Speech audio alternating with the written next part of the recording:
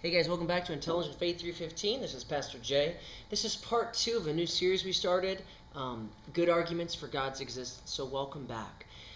We just started last time in this series introducing the subject of natural theology. So we're just going to continue, finish that introduction rather, and then we're going to get into the arguments for God's existence.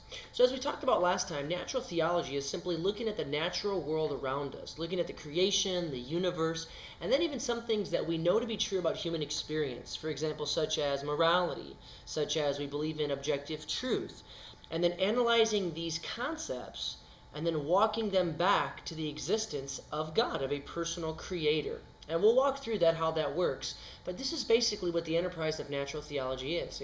It's reasoning, it's thinking, philosophizing, some people might say, about fundamental aspects of the created world and human experience around us, and then logically, reasonably, rationally tracing these back to God through a series of simple premises or lines of argumentation. So some Christians, as we said last time, they get a little nervous when we use anything other than Scripture to point people to the Lord or to argue for God's existence or to maybe argue even for the veridical nature of the Christian faith. The Christian faith is true. People get nervous when you use anything other than Scripture or the Bible. Well, they don't need to be nervous. Number one, we covered last time, natural theology is biblical. Natural theology, number one, is biblical. We covered the references Romans 1, 19 and 20, and Psalm 19. Paul the Apostle and the Psalmist, they show us that, it makes sense to look at certain aspects of the world, of the universe, and these point powerfully and persuasively to the existence of a personal creator God.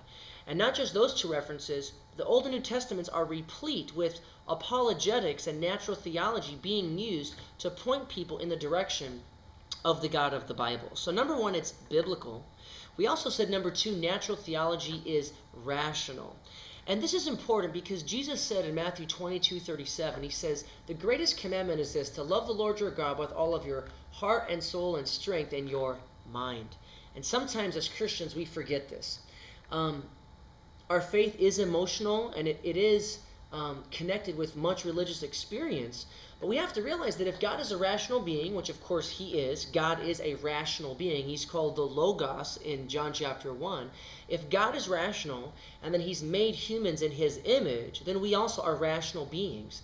And so it glorifies God. It's good, it's right to rationally think and argue to the existence of a creator. Jesus did it, Paul did it, Elijah did it, Peter did it. Many people have undergone this in Scripture, but it just makes plain sense. We're rational beings created with rational faculties, noetic equipment, as a philosopher would say, and so it makes sense that we should use this to think about and to ponder these fundamental issues, and there's no question that's more central than God's existence. So it's very good that we do this. And then thirdly, we also talked about, or we began to talk about the fact that natural theology is very practical. And what I mean by that is it works. There are some people that will not or maybe cannot even believe in the credibility, the rationality, the reasonableness of the Christian faith if we don't try to reach out to them through tools like this. Let me give you an example. In Acts 17, remember, Paul goes to Athens. And what does Paul use when he went to the Greeks, to the Athenians, and he stood on Mars Hill in the Areopagus? What did he use? Well, he certainly did not use the Bible. He didn't point to the Jewish scriptures, to the Torah. Now, why wouldn't he do that? Well, when Paul went into a Jewish synagogue, he of course used the scriptures, and it made sense. Because you see, this was the authority that the Jews stood upon. They believed in the Torah, they loved the Torah, and they respected the Torah as really the ultimate source of authority for their life and really for the world. And so it would make sense that Paul would appeal to their ultimate source of truth and authority in trying to reason with them as to the truth of his newfound Christian faith, the Christian worldview. But when Paul goes to the Greeks in Athens at the Areopagus on Mars Hill, does he quote Scripture? No, he does not. He certainly appeals to biblical truths, but he doesn't really argue from Scripture per se. Why? Well, because the Greeks, they didn't have the Bible yet. They didn't receive this as an ultimate source of truth and authority. And so that wouldn't make much sense. It would be like trying to use the Buddhist scriptures to convince a Christian about something. They simply don't accept that as a source of authority. And so what did Paul appeal to in Acts 17 to the Athenians? Or in Acts 14 when he went to Iconium or to Lystra? What did he appeal to? He appealed to the natural world. What we would call natural revelation, which gives us natural theology. Theology that we can form about God from the world around us. And so it's very practical in that sense, that there are people that will be reached specifically through this type of conversation and this type of thinking, this type of outreach, I guess, if you want to use those words. We see this biblically. Acts 17. Remember what Paul said in 1 Corinthians, I think it was 9:22, 1 Corinthians 9:22. Paul the Apostle says something to the effect of, I become all things to all men, that by all means I might save some. So he says, when I'm with a Jewish person, I become like a Jewish man under the Jewish law. When I'm with a Greek person or an unbelieving pagan, he says, I think like that so I can reach out to them. And he's not talking about compromising truth. What he's talking about is his method of approach, his methodology. And so speak to the Greek in the way that's effective for the Greek to understand you, to receive your message, but speak to the Jew in a different way. So you could put it like this: speak people's language. You need to speak somebody's language if you want to reach out to them. This is true just in the sense of linguistics. If I want to speak out and reach a Chinese person, I need to speak what language? The Chinese language. If I want to speak German, and I happen to be able to speak German, I need to speak in the German language to somebody. Acts chapter 2, what did God himself do? God, through Pentecost, these different languages were spoken, and different Jews from the different countries heard these men speaking in their language and declaring the works of God. So it's that principle of speaking out to someone, sharing with someone, being an ambassador in a language they can understand, whether it's linguistically or maybe in some other sense. If a person that I speak with, their source of authority, their major source of truth is science, well then what type of language might I want to speak to reach out to that person? Well, I really wouldn't want to speak of history. History certainly is true, but if they accept science as one of the major forms of truth, then I need to try to speak their language, speak the language of science, and reach out to them in that way. If I'm talking to a philosopher, then I might want to use some of these simple arguments of natural theology, because philosophical rational thinking is his thing. And believe it or not, rational thinking really belongs to every human being. Some do it more than others, but it's a great way to reach out to every human being. But the point is this, is that we need to try to speak people's language. And Jesus himself is the epitome of doing this. Remember Philippians chapter 2, verses 5 through 11? God himself, according to the Christian faith and theology, God himself became a human being to do what?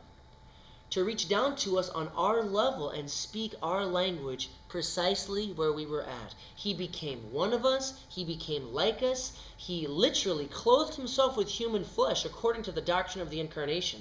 And if you don't believe that, that's okay. But this is what Christian theology and church history teaches us and what Scripture declares. But that principle is true, that to be understood, to be received, you need to lower yourself or adjust yourself to that, your audience's level, and reach out to them there. Jesus himself, he modeled this for us even in the incarnation. And so in that sense, natural theology is not just biblical, it's not just rational, but it's highly, highly practical, because we're speaking people's language. They don't speak the language of Scripture. They don't speak the language of the Bible. They don't accept the Bible. They don't believe the Bible. They don't like the Bible. And that's okay. God knows this. God knows they're like that. I used to be like that. So let's speak a language they understand.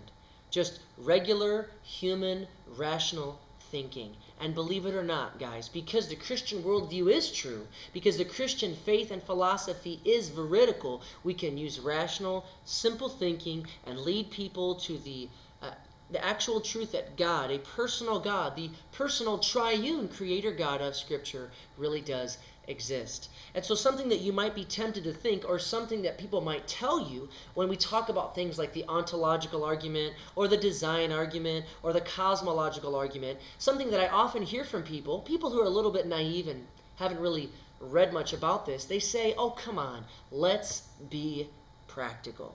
And you know what, guys? Natural theology and using natural revelation to reach out to people, as Psalm 19, as Romans 1:19, as Jesus, as Paul, and many others in Scripture did, is one of the most practical things that we can do. So hopefully that might assuade any nervousness you might have about natural theology or these arguments for God's existence. They are biblical, they are very rational, and they are very, very practical. Okay? And just before we close, a couple of more things. What makes for a good argument? Okay? Well, what makes for a good argument is basically three things. And Dr. William Lane Craig, he talks about this all the time. Three things that make for a good argument is, number one, it has to be logical. Number two, it has to be veridical. And number three, it needs to be plausible. So number one, it needs to be logical. It simply needs to follow the rules of logic. If you don't know what the rules of logic are, I'll post an article about that soon, but you can Google it. You can look in the Baker Encyclopedia of Christian Apologetics. The laws of logic, or what are also called first principles, are very simple things like the laws of non-contradiction, the law of existence, the law of identity, the law of the let's see, what else? What's the one that I'm having a blank on now here? The law of the excluded middle is the one I was trying to think of. But there's a lot of different laws of logic, and as long as our argument doesn't contradict any laws of logic, it's a good argument. It needs to be logical. It needs to be veridical. In other words, all the lines of the argument, all the premises need to be true. And number three, it needs to be plausible. In other words, it doesn't have to be 100% guaranteed. It simply needs to be more plausible than any other opposing idea. If it's 51% likely that your argument is true as opposed to 49% that it's not true, you have a good argument. It's more plausible than any other idea.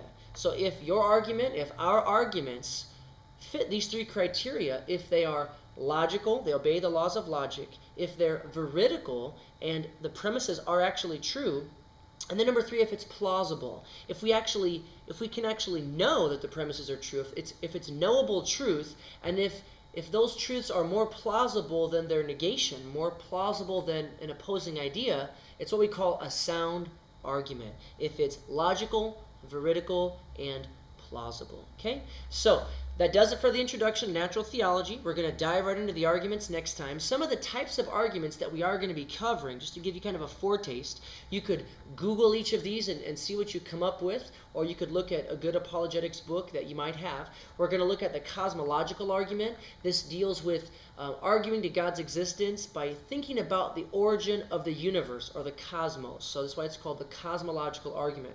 We're going to talk about the moral argument. It's also called the axiological argument.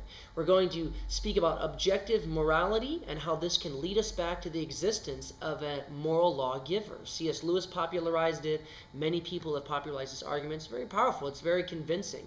We're going to look at the teleological argument, or also called the design argument. We'll look at it on the universal mathematical level. We can look at it on a terrestrial level, how the earth is designed, and then on a biological level, about how living systems show incredible hallmarks of design. We can also look at other ones like the ontological argument, which speaks of God as the most perfect of all beings, and that's a very fascinating and controversial argument. It's hotly debated. We'll also talk about the conceptual argument for God's existence. This just talks about there's eternal, unchanging truths and ideas, concepts that we know of and that we believe in. And so by thinking about these concepts and these truths, it can take us back to a divine mind, a mind behind the universe that is the cause and source of all of these concepts or truths that we believe in. We can also talk about the argument from consciousness. If we analyze and define what consciousness is and where it comes from, it also will lead us back to a mind that is the source of all consciousness that we see today. And then finally, we might actually finish off with a way of thinking about God where rational argumentation is not even really necessary, because it's something called properly basic beliefs. This is something that's popularized by Dr. Alvin Plantinga, William Lane Craig, and so we might talk about that as well. So I encourage you guys to stick around. Share the website with your friends, invite your friends, fill in your email address, subscribe to the email on intelligentfaith315.com. All the articles, all the new videos will come directly into your email account. Pass it around, guys. We just want to try to take this great information. It's not really original with us at all, but it's been passed down through us through great thinkers, ancient and modern, and we just want to try to spread abroad this stuff as much as possible. We want to help people understand that the Christian worldview, the Christian faith, the Christian philosophy is reasonable, it's logical, and it's rational. There are great reasons to understand and believe that the biblical God exists and that he can be trusted. And so we hope that you'll continue to join us for the series, pass it on to your friends, and come join us next time as we really dive in now, and we're going to start off with the cosmological argument for God's existence. Hope to see you then, guys. And remember, until then, have an intelligent faith. God bless you.